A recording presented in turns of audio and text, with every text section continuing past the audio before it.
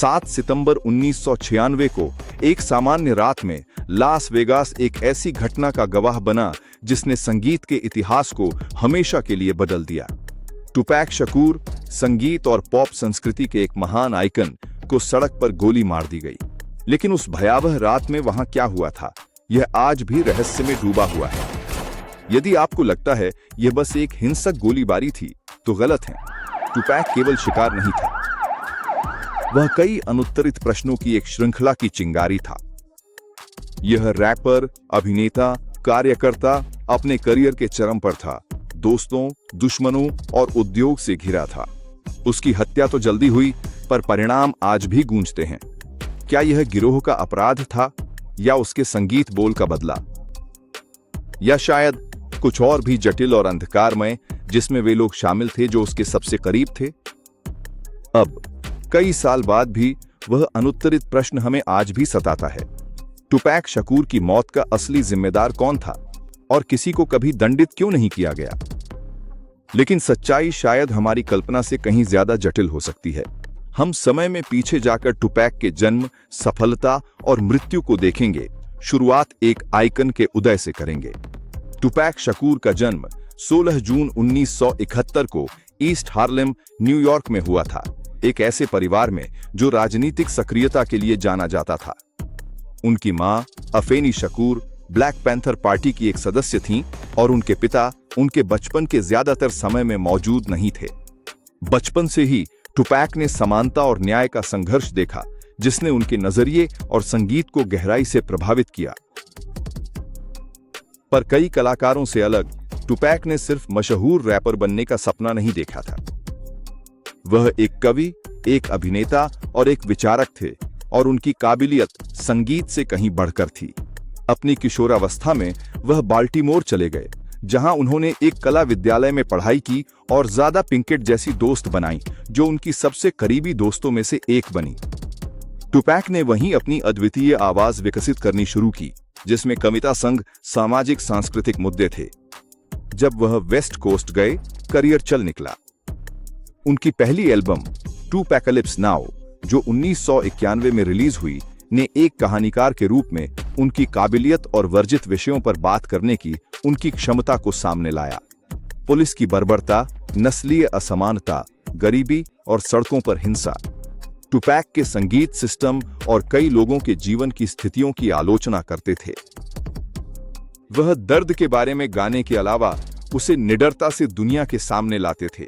जल्द ही टुपैक एक आइकन बन गए, वंचितों की आवाज।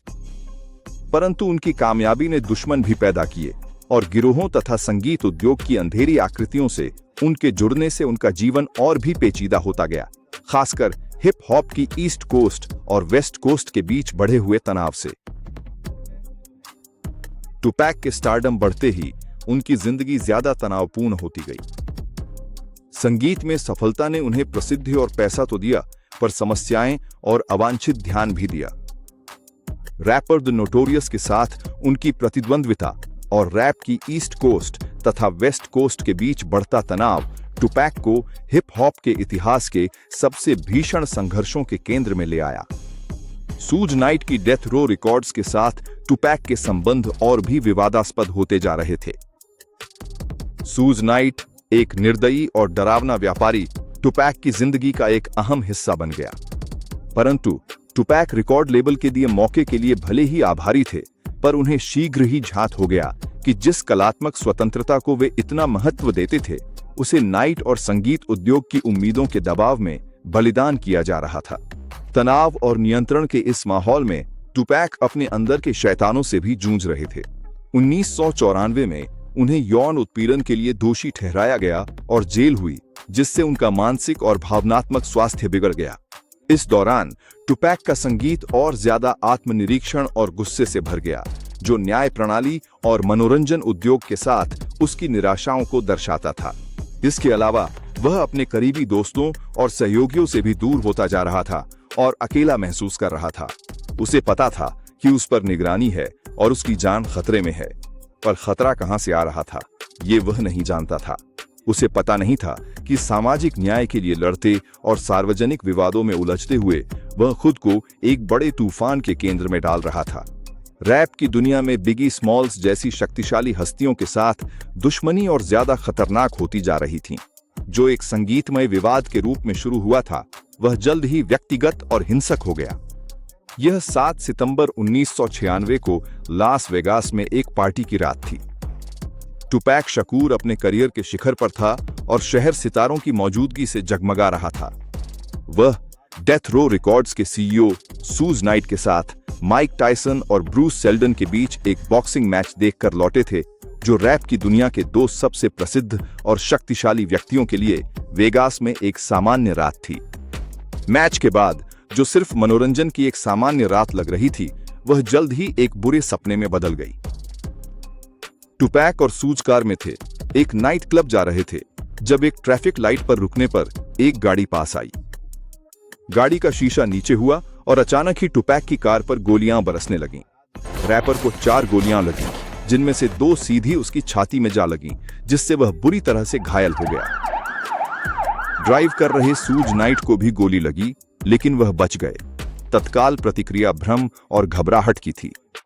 टुपैक को खून से लथपथ और गंभीर रूप से घायल अस्पताल ले जाया गया। रास्ते में चोटों की गंभीरता स्पष्ट थी, लेकिन टुपैक होश में थे। चिकित्सीय प्रयासों के बावजूद रैपर 6 दिनों तक गंभीर स्थिति में रहे, लेकिन अपनी चोटों से नहीं उबर पाए और 13 सितंबर 1996 को उनका निधन हो गया। लेकिन गोलियां किसने चलाईं? हमले के पीछे की प्रेरणा तुरंत स्पष्ट हो गई। टुपैक संयुक्त राज्य अमेरिका के ईस्ट और वेस्ट कोस्ट के बीच एक खूनी विवाद और शब्दों के युद्ध में उलझे हुए थे, जो कलाकारों के संगीत और रवैये में सीधे तौर पर दिखाई दे रहा था। हालांकि पुलिस कभी भी गोलीबारी के लिए वास्तविक रूप से जिम्मेदार व्यक्ति का निश्चित रूप से पता नहीं लगा पाई। टुपैक को लास वेगास में गोली मारी गई थी, जो अपनी चमक और ग्लैमर के लिए मशहूर शहर है। इस घटना ने और भी गहरे सवाल खड़े कर दिए। शहर मनोरंजन जगत की हस्तियों से भरा हुआ था, लेकिन पर्दे के पीछे मौजूद वास्तविक तनावों के बारे में बहुत कम लोगों को ही जानकारी थी। टुपैक की मृत्यु केवल एक व्यक्तिगत त्रासदी ही नहीं थी, बल्कि यह एक बड़ी और हिंसक प्रणाली का प्रतिबिंब भी थी, जो हिप हॉप उद्योग के साथ साथ संगठित अपराध से उसके संबंधों में मौजूद थी। टुपैक पर हुई गोलीबारी और उनकी दुखद मौत रैप की दुनिया में व्याप्त हिंसा का जल्द ही एक बड़ा प्रतीक बन गई। हालांकि उस रात जो कुछ भी हुआ था, उसके बारे में विवरण अभी भी बहुत कम थे, जिससे कई प्रश्न अनुत्तरित ही रह गए। जब टुपैक शकूर को लास वेगास में गोली मारी गई, तो जांच तेजी से शुरू हुई, लेकिन समय के साथ यह साफ हो गया कि यह मामला आसान नहीं होगा। सवाल खड़े होने लगे। इसके लिए कौन जिम्मेदार था? टुपैक को निशाना क्यों बनाया गया? इतने प्रभावशाली लोगों से भरे शहर में इतनी साहसिक हमला कैसे हुआ, जिसमें अपराधी पकड़े नहीं गए? सबसे पहला सिद्धांत जो सामने आया, वह बहुत सीधा था। ईस्ट कोस्ट और वेस्ट कोस्ट के बीच की दुश्मनी। उस समय टुपैक और दी नोटोरियस के बीच विवाद अपने चरम पर था।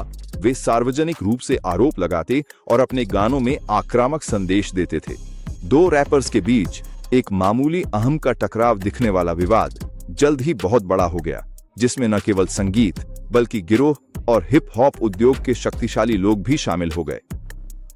हालांकि पुलिस जांच बिगी स्मॉल्स को इस अपराध में दोषी ठहराने के लिए पर्याप्त सबूत जुटाने में विफल रही। कई चश्मदीद गवाह सामने आए, लेकिन उनमें से कोई भी शूटर या गाड़ी का स्पष्ट विवरण नहीं दे सका। ठोस सुरागों की कमी ने जवाबों से ज्यादा सवाल खड़े कर दिए और समय के साथ यह मामला गतिरोध में पड़ गया। दूसरा सिद्धांत जो जोर पकड़ने लगा, खुद डेथ रो रिकॉर्ड्स के भीतर के मुद्दों से जुड़ा था। टुपैक का सूज नाइट के साथ रिश्ता जटिल था और बहुतों का मानना था कि नाइट से दूरी बनाने के बाद टुपैक अपने रिकॉर्ड लेबल से दूर जा रहा था, जिससे उसके अपने दोस्तों और सहयोगियों के दायरे में ही कई दुश्मन बन सकते थे।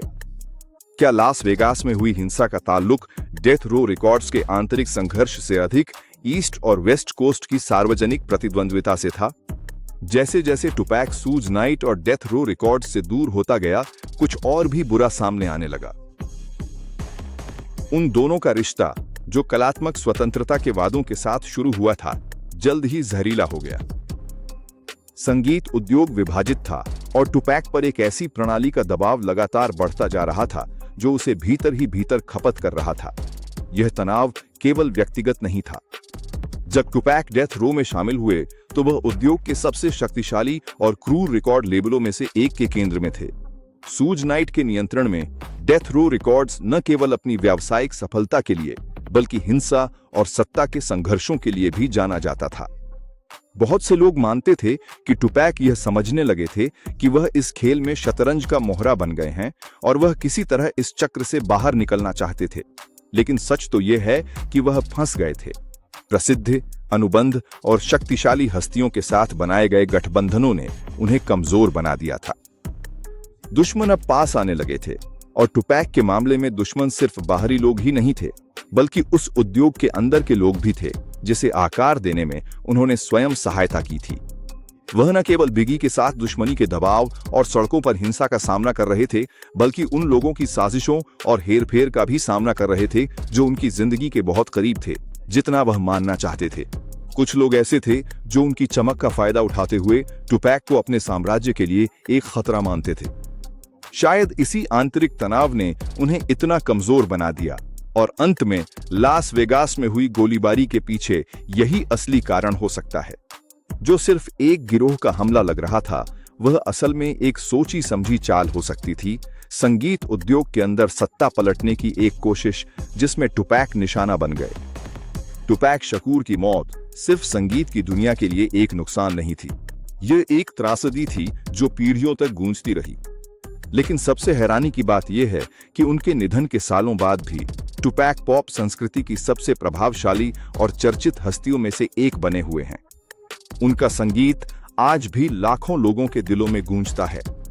उनके शब्द आज भी दोहराए जाते हैं और सामाजिक संघर्ष पर उनके आदर्श प्रेरणा देते रहते हैं। परंतु उनकी मौत का रहस्य है जो आज भी हमें बांधे रखता है। टुपैक केवल रैप के आइकन ही नहीं बल्कि एक विचारक और एक शक्तिशाली क्रांतिकारी भी थे। एक ऐसा इंसान जिसकी अकाल मृत्यु ने समाज में एक बड़ा खालीपन छोड़ दिया। उनके संगीत में नस्लीय असमानता, पुलिस बर्बरता और सड़कों पर हिंसा जैसे गहरे मुद्दों पर बात की गई थी। दुर्भाग्य से ये विषय आज भी उतने ही प्रासंगिक हैं जितने तब थे। उनकी मौत का रहस्य कभी हल नहीं हुआ, जिससे यह और गहराया। टुपैक को 1996 में गोली मारी गई थी, लेकिन कई जांचों और सिद्धांतों के बावजूद इस हत्या के लिए आधिकारिक तौर पर किसी को भी जिम्मेदार नहीं ठहराया गया। इसने कई अटकलों को जन्म दिया, सरल से लेकर जटिल तक, जिसमें यह विचार भी शामिल है कि टुपैक कभी मरा ही नहीं, बल्कि उसने अपने उथल-पुथल भरे जीवन की धमकियों से बचने के लिए अपनी मौत का नाटक किया। 7 सितंबर की उस रात वास्तव में क्या हुआ था, इसके बावजूद एक बात साफ है, टुपैक शकूर एक स्थायी विरासत छोड़ गए। उनकी मौत और उससे जुड़ी हर चीज ऐसे रहस्य को हवा देती रहती है जो कभी हल नहीं होगा, पर उनके प्रशंसकों के दिलों में हमेशा जीवित रहेगा। टुपैक शकूर की मौत संगीत इतिहास की बड़ी अनसुलझी त्रासदियों में से एक है, और जहां उनकी मौत का रहस्य अनसुलझा है, वहीं उनका प्रभाव कम नहीं होता। न्याय के लिए संघर्ष, वे आदर्श जिनका वे प्रतीक थे, और उनके संगीत से शुरू हुई क्रांति पीढ़ियों को प्रभावित करती रहती है। उनकी मौत से पैदा हुई शून्यता बहुत बड़ी है, लेकिन उनकी विरासत पहले से कहीं ज्यादा मजबूत है। टुपैक सिर्फ एक कलाकार नहीं थे, वे वंचितों की आवाज थे और बदलाव की एक सशक्त शक्ति थे। और भले ही वे चले गए हों, लेकिन उनका संगीत कभी भुलाया नहीं जाएगा। अगर आपको यह वीडियो पसंद आया तो इसे लाइक करें, आपकी टिप्पणी बहुत महत्वपूर्ण है।